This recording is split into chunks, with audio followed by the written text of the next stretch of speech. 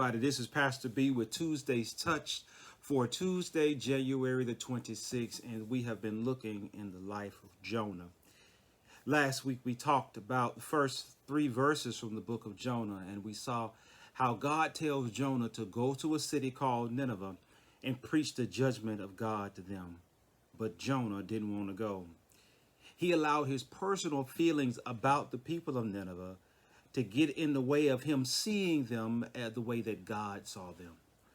And as a result, he just wouldn't go preach to them because he did not want them to change. He wanted them to be judged by God. And so last week we discussed and we talked about how you should never allow your personal feelings about people to keep you from seeing them the way that God sees them. We should always remember that all of us deserve nothing more than the judgment of God. All have sinned and fallen short of the glory of God. And we ought to remember that everybody, no matter what they've done, deserves an opportunity. Just because a person has done this or does that does not mean they do not deserve the love of God and that we should not show love to them. Now, because of his personal feelings about the Ninevites, he intentionally denied and defied the will of God for his life.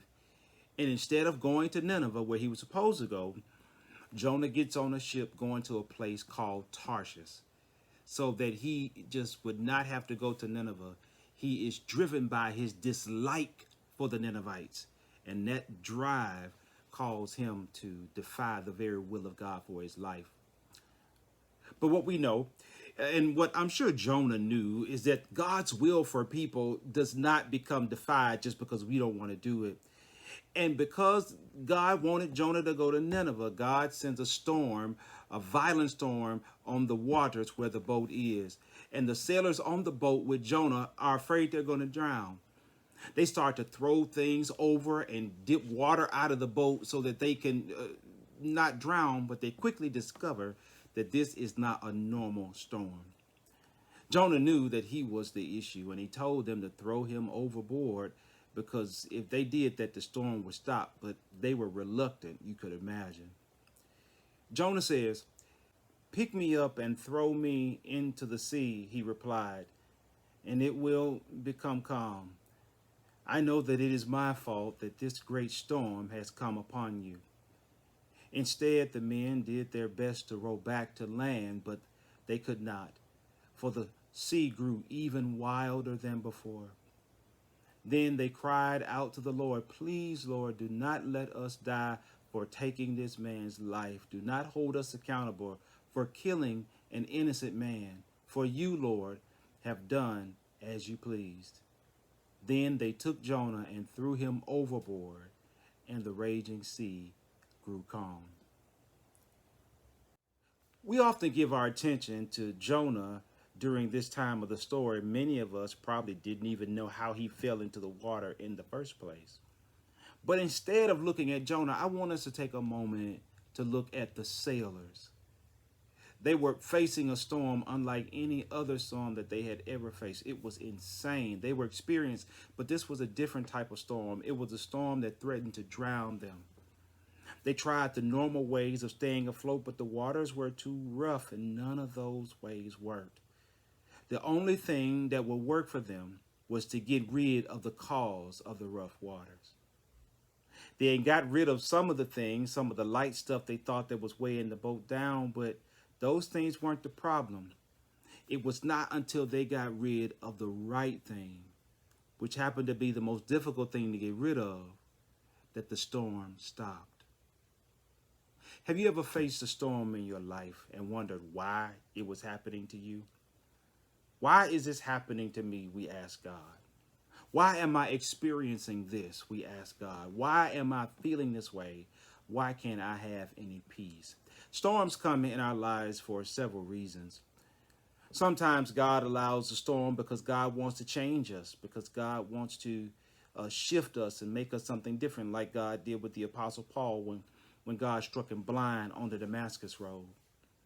Sometimes God sends us into storms like God did with Paul and Silas. God allowed them to go into prison where they ended up holding a prayer meeting and blessing the people in there.